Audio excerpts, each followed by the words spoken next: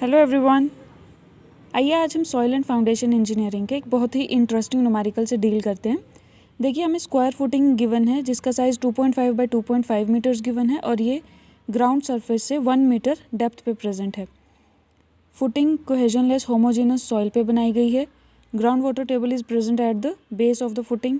Unit weight of the soil above and below the ground water table are given. Bearing capacity factor NQ is also given. Net ultimate bearing capacity of soil is also given और unit weight of water भी given है।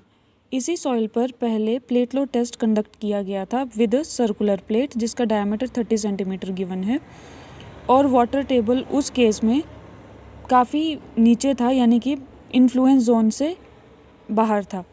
हमें तरजागी की bearing capacity equation use करनी है और ultimate bearing capacity plate की calculate करनी है। सो सी तरजागी की बेयरिंग कैपेसिटी इक्वेशन के अकॉर्डिंग अल्टीमेट बेयरिंग कैपेसिटी का फॉर्मूला रहता है for circular footing. Mind it, this is 1.3 CNC plus gamma DF NQ plus 0.3 B gamma N gamma. इसमें because it is cohesionless soil so C value will be 0, this term will cancel out, will be left with gamma DF NQ plus 0.3 B gamma N gamma. और जैसे कि हमें plate पे calculate करना है, सो हमें पता है प्लेट सरफेस पे रहती है, सो इसलिए surcharge will be neglected, so ये टर्म भी निगलेक्ट हो जाएगी और हमारे पास ultimate bearing capacity of plate का फार्मूला रह जाएगा 0.3 B गामा N गामा। इसमें भी देखिए 0.3 B width of the plate, यानी कि यहाँ पर सर्कुलर प्लेट है so diameter will be counted और गामा इज़ 18 क्यों लिया है because this is above the water table multiplied by N gamma is not here, so हमें ये वैल्यू कैलकुलेट करनी है।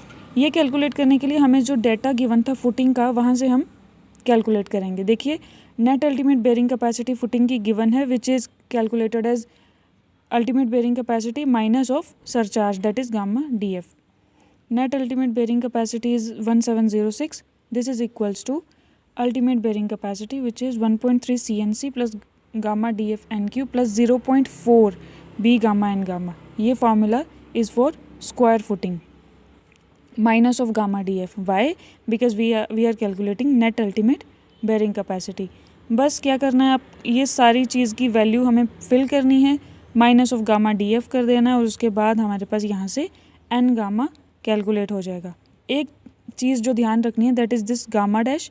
यहाँ पर because we are calculating net ultimate bearing capacity and water table is present at the base of the footing, so ये वाली term में जो गामा होगा that will be gamma submerged और गामा डैश। सो यहाँ पर हमें unit weight of soil which is 20, उसमें से माइनस करेंगे gamma W।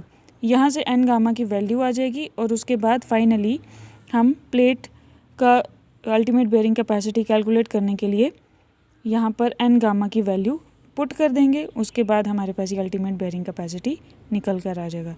So you can see question was lengthy but जब डाटा समझ में आ गया तो सॉल्व करना वॉज डैम ईजी और क्वेश्चन काफ़ी छोटा भी था। ये क्वेश्चन मैंने गेट 2023 से लिया था। आई होप आपको ये समझ में आया होगा। So stay tuned for more videos like this. Thank you.